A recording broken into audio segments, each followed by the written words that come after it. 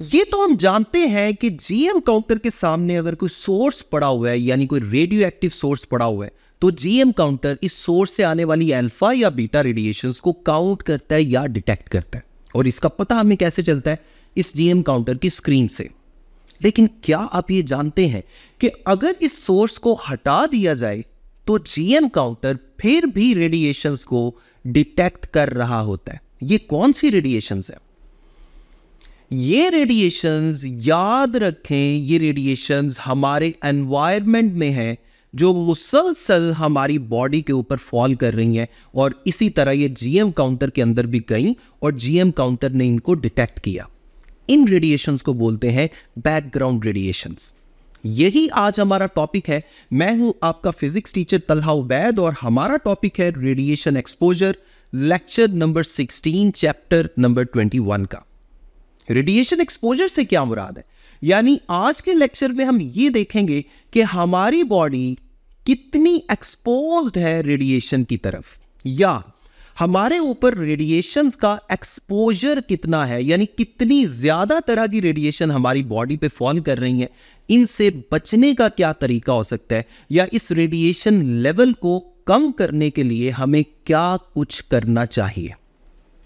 तो सबसे पहले तो मैं बैकग्राउंड रेडिएशन का जिक्र कर रहा था। याद रखें, बैकग्राउंड रेडिएशन दो रीजंस की वजह से हो सकती हैं, या आप यूं समझ लें कि बैकग्राउंड रेडिएशंस में दो तरह की रेज होती हैं। एक तो है कॉस्मिक रेज और दूसरी वो वाली रेडिएशंस है जो रेडिएशन अर्थ के अंदर से बाहर आ रही हैं। अब अर्थ के अंदर से बाहर आने का क्या मतलब है?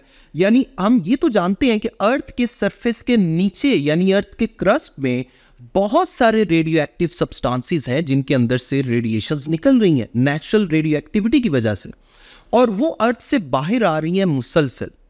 तो बैकग्राउंड रेडिएशंस की एक रीजन तो ये वाली रेडिएशंस है, और दूसरी रीजन मैं पहले आपको बता चुका हूं, कॉस्मिक रेज। अब कॉस्मिक रेज क्या है?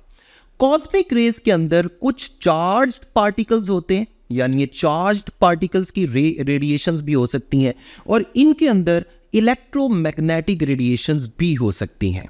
इलेक्ट्रोमैग्नेटिक रेडिएशंस का तो आप जानते हैं कि ये रेडियो वेव से स्टार्ट होती हैं, फिर इंफ्रारेड, फिर रेड कलर से स्टार्ट करके विजिबल लाइट, वॉयलेट तक चलती है, फिर अल्ट्रा वॉयलेट, एक्सरेज और गैमा रेज। ये तो आप पहले बहुत दफा देख चुके हैं। तो ये था बैकग्राउंड रेडिएशन के बारे में, जिसमें कॉस्मिक रेज का मैं आपको बता रहा था। और ये बात भी आपको बता दूं कि ये कॉस्मिक रेज अगर हमारी बॉडी के ऊपर बगैर किसी रुकावट के फॉल कर जाए तो हम काफ़ी सारी बीमारियां जो है ना वो हमें लग सकती हैं, हमें बहुत सारी डिजीजेस हो सकती हैं। अल्लाह ताला ने अर्थ के इर्द गिर्द किस्म की लेयर बनाई है जिसको ओजोन लेयर कहते हैं। ये ओजोन लेयर ही है जो हमें कॉस्मिक रेज के बुरे असरात से बचाती है। ओजोन लेयर कहाँ पे होती है? देखिए, सेंटर में तो अर्थ का ग्लोब है जहां हम खड़े हैं, उसके इर्द गिर्द एटमॉस्फेयर है, एटमॉस्फेयर जहां हम सांस ले रहे हैं, और उसके इर्द गिर्द एक बारीक सी लेयर है जिसे ओजोन लेयर कहते हैं। केमिस्ट्री में भी आपने इसका जिक्र जरूर सुना होगा। अब ये ओजोन लेयर है जो कॉस्मिक रेज के इफेक्ट को कम करती है और हम तक भेजती है, जिसकी वजह से हमारे ऊपर कॉस्मिक रेज के बुरे असरात नहीं होते।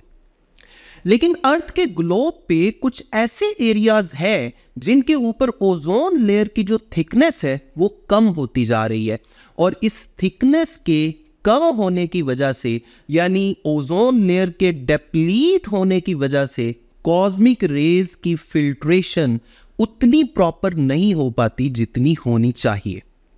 यानी अगर ओजोन लेयर की थिकनेस कम होती जाएगी तो कॉस्मिक रेज बहुत अच्छे से फिल्टर नहीं होंगी और हमारी बॉडी तक कॉस्मिक रेज के बुरे असरात आ सकते हैं, और हम अल्ट्रावायलेट रेडिएशन जो कॉस्मिक रेज के अंदर शामिल हो सकती हैं उनकी वजह से हमारी बॉडी पे बहुत सारे नेगेटिव इफेक्ट्स आ सकते हैं, जिनमें एक डिजीज है आई की डिजीज, ये हो सकती है, या हमें स्किन की डिजीजेस हो सकती हैं।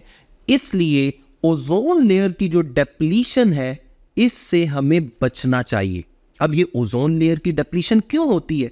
ओजोन लेयर की डिप्लीशन मुख्तलिफ केमिकल्स की वजह से होती है जो हम अपनी इंडस्ट्रीज में यूज कर रहे होते हैं, जिनमें से एक बड़ा फेमस केमिकल है क्लोरोफ्लोरोकार्बन।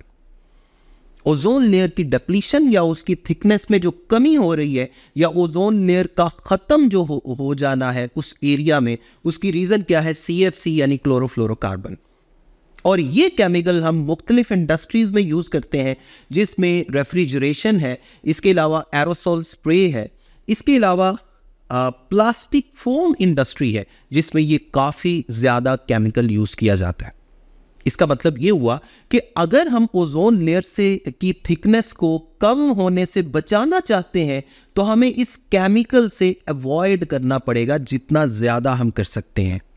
अब टाइम के साथ साथ बहुत सारे ऐसे दूसरे केमिकल्स यूज़ होना शुरू हो गए हैं जो ओजोन लेयर के लिए इतने डेंजरस नहीं है जितना ये CFC है, यानी क्लोरोफ्लोरोकार्बन। अब ये तो था कॉस्मिक रेज का आना और ओजोन का उन लेयर्स को उन रेज को फिल्टर करना और ओजोन की थिकनेस में जो कमी हो रही है उस कमी को हम कैसे अवॉइड कर सकते हैं, ये पूरी डिस्कशन मैंने अभी तक आपको बता दी। अब हम एक दूसरे पर्सपेक्टिव की तरफ आते हैं। एक दूसरी भी रीजन है रेडिएशंस की। ये जो हम बिल्डिंग्स बनाते हैं बड़ी बड़ी, इन बिल्डिंग्स में जो कंक्रीट यूज होता है, जो बिल्डिंग मटेरियल है, उसमें कुछ ऐसे केमिकल्स होते हैं और ये वाले जो केमिकल्स हैं इनमें रेडॉन की काफ़ी कंसंट्रेशन मौजूद होती है और हम जानते हैं कि रेडॉन रेडियो एक्टिव सब्सटेंस है। इसके अंदर से भी न्यूक्लियर रेडिएशंस निकलती हैं। इसका मतलब है हमारी ये जो बिल्डिंग्स हैं इनके अंदर से मुसलसल न्यूक्लियर रेडिएशंस निकलती जा रही हैं। और अगर हमने बिल्डिंग के अंदर कोई प्रॉपर वेंटिलेशन का बंदोबस्त नहीं किया तो फिर बिल्डिंग के रूम के अंदर इन रेडिएशंस का जो एक्सपोजर है या इन रेडिएशन का जो लेवल है वो काफ़ी ज़्यादा हो जाएगा एज कंपेयर टू बिल्डिंग से बाहर। यानी बिल्डिंग से बाहर इन रेडिएशंस का एक्सपोजर कम होगा या लेवल कम होगा और बिल्डिंग के अंदर ज़्यादा होगा। और अगर इस कंडीशन में हम बिल्डिंग के अंदर ज़्यादा देर तक रहें तो हमें नुकसान भी हो सकता है। इसी रिस्क से अवॉइड करने के लिए किसी भी बिल्डिंग के अंदर प्रॉपर वेंटिलेशन रिक्वायर्ड होती है। वेंटिलेशन से क्या मुराद है कि प्रॉपर विंडोज हों, प्रॉपर डोर्स हों जिनके थ्रू हवा आ जा सके और साथ ही साथ रेडिएशंस जो है वो बैलेंस रहें। यानी बिल्डिंग के अंदर और उस बिल्डिंग के बाहर रेडिएशंस का जो एक्सपोजर है वो बैलेंस रहे। किसी एक साइड पे रेडिएशन का एक्सपोजर या रेडिएशन लेवल बहुत हद से ज़्यादा ना हो जाए। तो एक ये भी रीज़न है। ये जो बिल्डिंग मटेरियल है इसमें भी रेडॉन का काफ़ी ज़्यादा लेवल होता है और हमें इस रेडिएशन एक्सपोजर से किस तरह बचना है वो मैंने आपको बता दिया कि एक प्रॉपर वेंटिलेशन होनी चाहिए बिल्डिंग्स की कंस्ट्रक्शन के लिए। एनवायरनमेंट में रेडिएशंस का ये जो एक्सपोजर है इसकी एक रीज़न तो हमारी एक्टिविटीज़ भी हैं। जैसे फॉर एग्ज़ाम्पल हम जो फूड खाते हैं उस फूड के अंदर भी मोस्टली दो तरह के रेडियो एक्टिव सब्सटेंसेस ज़रूर होते हैं, जैसे पोटाशियम 40 और कार्बन 14। यानी पोटाशियम जिसका मास नंबर 40 है और कार्बन जिसका मास नंबर 14 है। ये भी रेडियो एक्टिव सब्सटेंसेस हैं। इनके अंदर से भी मुसलसल रेडिएशन निकलती रहती हैं। यानी जो हम खाना खा रहे हैं उस खाने के थ्रू हमारी बॉडी के अंदर रेडियो एक्टिव सब्सटेंसेस जा रही हैं। अब जाहिर बात है इस चीज़ से हम अवॉइड तो नहीं कर सकते। इसकी वजह से ये बात भी आपको बता दूं, इस फूड की वजह से जो रेडिएशंस सोर्सेज जो है ये हमारी बॉडी के अंदर जा रहे हैं ये इतने ज़्यादा डेंजरस नहीं है। आप यूँ समझ लें कि ये नेचुरल फिनोमेना है जिससे हम अवॉइड नहीं कर सकते। लेकिन और भी बहुत सारी रीजंस हैं, जैसे ये एक डेंटल क्लिनिक है। आप इसके अंदर जाते हैं और अपने दांतों का एक्सरे करवाते हैं। अब अगर तो एक्सरे की ज़रूरत है, बहुत ज़्यादा ज़रूरत है, फिर तो आप करवाएं। लेकिन ऐसे ही शौकिया जाकर अगर आप एक्सरे करवाएंगे तो उस एक्सरे का यानी एक्सरे एक्सपोजर के सामने आप खुद ब खुद जाते जा रहे हैं अपनी मर्जी से, बगैर किसी स्ट्रॉन्ग रीज़न के, तो फिर उसका फ़ायदा होने के बजाय नुकसान ज़्यादा है।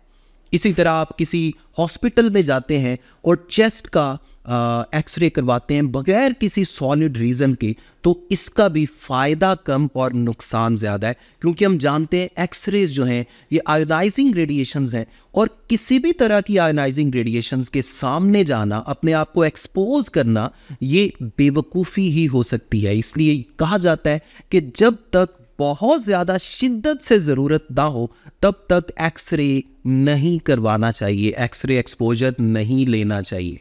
इसके अलावा और भी मल्टीपल रीजंस हैं, जैसे न्यूक्लियर पावर प्लांट है कोई, और इस न्यूक्लियर पावर प्लांट का वेस्ट है, मतलब वेस्ट क्या है, मैंने आपको न्यूक्लियर रिएक्टर में बताया था कि न्यूक्लियर रिएक्टर में जब हम फ्यूल रॉड्स की बात कर रहे थे कि जब फ्यूल रॉड जो है वो चलते जाते हैं, फिशन रिएक्शन होता जाता है, तो एंड पे जाके कुछ महीनों के अंदर अंदर वो सारा कुछ वेस्ट हो जाता है, यानी यूरेनियम ख़त्म हो जाती है। वो जो वेस्ट मटेरियल है, यानी फ्यूल का जो बकाया जात है, जो बाकी बच जाता है उसके अंदर, जो डॉटर न्यूक्लियाई वगैरह है, वो भी रेडियो एक्टिव होते हैं। और उस वेस्ट को आप कहीं ऊपर, कहीं ग्राउंड के ऊपर उसको नहीं रख सकते। उसके लिए मैंने आपको बताया था कि रॉक सॉल्ट के अंदर नीचे करके उसको दफन किया जाता है, उसको दबा दिया जाता है, फिर उस एक्सपोजर से हम बच सकते हैं। लेकिन अगर किसी भी न्यूक्लियर फैसिलिटी के करीब अगर कोई वेस्ट प्रोडक्ट ऐसे ही कुछ पड़ा हुआ है, तो वो हमारे लिए बहुत ज़्यादा डेंजरस है, और इस चीज़ से जितना मुमकिन हो अवॉइड करना चाहिए। इवन न्यूक्लियर रिएक्टर में प्रॉपर शील्डिंग के बावजूद बहुत सारी ऐसी रेडिएशंस हो सकती हैं जो न्यूक्लियर रिएक्टर को लीव कर जाएं और हम तक पहुंच जाएं और हमें नुकसान पहुंचाएं। इसलिए उस एरिया में भी नहीं जाना चाहिए, तो हम इस एरिया से थोड़ा दूर हो जाते हैं। इसी तरह और भी बहुत सारी रीजंस हो सकती हैं, जैसे कुछ रिसर्च सेंटर्स हैं या कुछ इंडस्ट्रीज़ हैं जिनके अंदर कुछ ऐसे केमिकल्स यूज़ हो रहे हैं, और उन केमिकल्स के अंदर कोई ना कोई रेडियो एक्टिव सब्सटेंस है, और उस रेडियो एक्टिव सब्सटेंस से मुसलसल रेडिएशंस निकलती जा रही हैं। वो रेडिएशंस भी हमारे एनवायरनमेंट में शामिल होती जा रही हैं। इसके अलावा जैसे कोई सिगरेट की इंडस्ट्री है, कोई टोबैको कंपनी है, याद रखें टोबैको, ये जो तंबाकू जिसे हम कहते हैं, इसके लीव्स जब ड्राई हो रहे होते हैं तो उनके अंदर से भी रेडिएशंस निकल रही होती हैं। ये भी रेडियो एक्टिव सब्सटेंस की तरह ही बिहेव कर रहे होते हैं। और ये भी याद रखें कि जो बंदा स्मोकिंग करता है वो सिर्फ वो धुआं अपने अंदर नहीं लेके जा रहा, वो इन रेडिएशंस को भी अपने अंदर लेके जा रहा है, क्योंकि वो जो पार्टिकल्स बॉडी के अंदर जा रहे हैं, टोबैको के लीव्स के जो पार्टिकल्स जा रहे हैं, उसका जो स्मोक जा रहा है, उसके थ्रू रेडिएशंस के कुछ सोर्सेज भी बॉडी के अंदर जा रहे हैं। या आप यूँ समझ लें कि जब आप सिगरेट को यूज़ कर रहे होते हैं, स्मोक कर रहे होते हैं, तो रेडिएशंस भी आपकी बॉडी के अंदर जा रही होती हैं। ठीक है, तो इन चीज़ों से हमने जितना पॉसिबल हो अवॉइड करना है। जैसे आप अपने घर में टेलीविज़न देख रहे हैं, ये जो टीवी है ये भी रेडिएशन एक्सपोजर देता है, यहाँ से भी रेडिएशंस आती हैं जो हमारी बॉडी को इफ़ेक्ट कर सकती हैं। इसके अलावा कुछ ऐसी ख़ास किस्म की वॉचेज़ हैं जिनके डायल से रोशनी निकलती है, जिनको लूमिनस वॉचेज़ भी कह सकते हैं। इनके ऊपर भी कुछ ऐसा मटेरियल यूज़ होता है जो रेडियो एक्टिव सब्सटेंसेस होते हैं, जिसके अंदर इनके अंदर से भी रेडिएशंस निकलती हैं। और भी मल्टीपल रीजंस हो सकती हैं, जैसे किसी लैब में आप काम कर रहे हैं, उस लैब के अंदर कुछ ऐसे सब्सटेंसेस हैं जो रेडियो एक्टिव हैं, और उन रेडियो एक्टिव सब्सटेंसेस के अंदर से रेडिएशंस निकल रही हैं। तो ये सारी मल्टीपल रीजंस हैं जिनकी वजह से रेडिएशंस हमारे एनवायरनमेंट में शामिल होती जा रही हैं। कोई रेडिएशन कॉस्मिक रेज ऊपर से आ रही हैं, कोई रेडिएशन ग्राउंड से ऊपर की तरफ आ रही हैं, कोई रेडिएशन किसी हॉस्पिटल से आ रही हैं, कोई रेडिएशन किसी लेबॉर्ट्री से आ रही हैं।